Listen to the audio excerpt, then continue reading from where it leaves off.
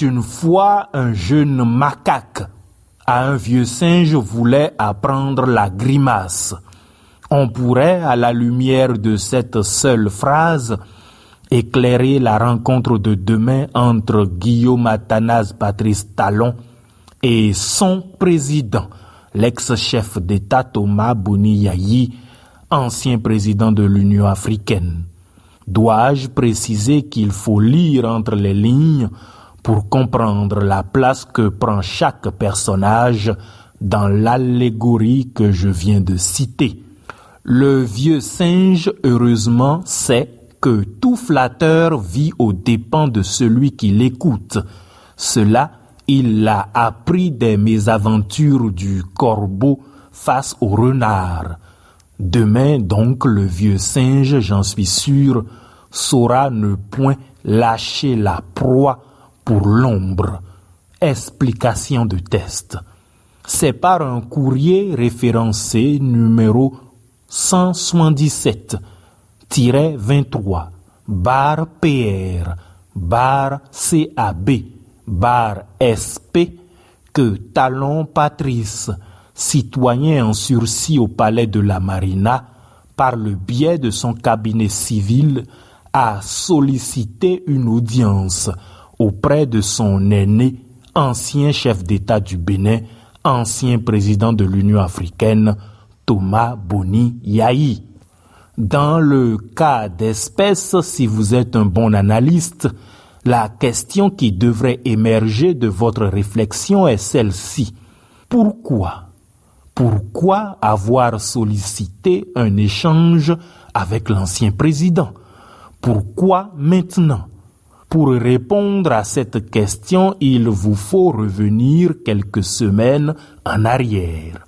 L'ancien président Thomas Boni Yayi s'était par courrier interposé imposé comme devoir moral d'alerter l'opinion publique nationale et internationale, les pays partenaires du Bénin et les institutions internationales crédibles sur le caractère crapuleux, frauduleux et chrysogène de la liste électorale qui, en plus de cet art congénital, alourdit le discrédit dont il souffre en étant une émanation de l'ANIP, Agence nationale d'identification des personnes, une obscure officine prise en otage par un mercenaire rwandais qui, de toute évidence, n'est au service ni du peuple béninois, ni de la République béninoise.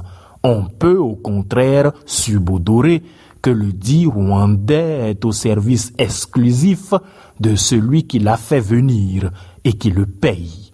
J'ai nommé le citoyen Patrice Talon.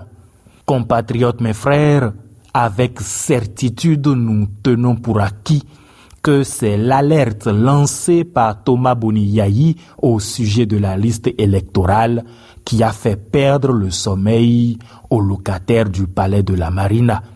Bien entendu, d'autres sujets, des impondérables, viendront demain meubler la conversation entre Talon Patrice et son président. L'inévitable question de nos otages politiques fera, à n'en point douter, objet d'âpres négociations. Amnistie ou pas, Rekiat Madougou, notre sœur. En début de semaine prochaine, d'ailleurs, je vous parlerai de ces nouvelles publications. Joël Aïvo, notre frère et tous les autres, nos compagnons de lutte, doivent sans condition aucune recouvrer la liberté dont les prive la dictature. Dans le contexte de cette rencontre, la situation sociopolitique de façon plus large sera discutée, disséquée et analysée. En privé, Thomas Boni Yayi et l'équipe qui autour de lui sera présente demain au palais de la Marina rassurent sur leur volonté de défendre farouchement les vendeuses déguerpies, les producteurs agricoles économiquement assiégés par les entreprises de l'Empire Talon, ou encore le nécessaire dialogue politique national sans lequel on ne saurait parler d'un quelconque retour de la démocratie béninoise. Retenez cependant, compatriotes mes frères, que le plat de résistance de cette entrevue sera la liste électorale, et ceci à l'initiative de Talon Patrice. Il ressort de ce qui précède que la liste électorale est effectivement la pierre angulaire de la fraude à venir en 2026. Que Talon Patrice soit à ce point contrarié des efforts de Thomas Boni-Yayi pour que cette liste soit réexaminée en est la preuve la plus effective. J'invite donc Thomas Boni-Yayi, docteur en économie de son État, à ne rien céder de son activisme sur la question. Nous livrons au sujet de cette liste une bataille décisive qui, en cas d'échec, compromettra nos efforts pour faire renaître le Bénin. Nous scruterons demain les conclusions de la rencontre et je me réserve le droit d'y revenir plus amplement.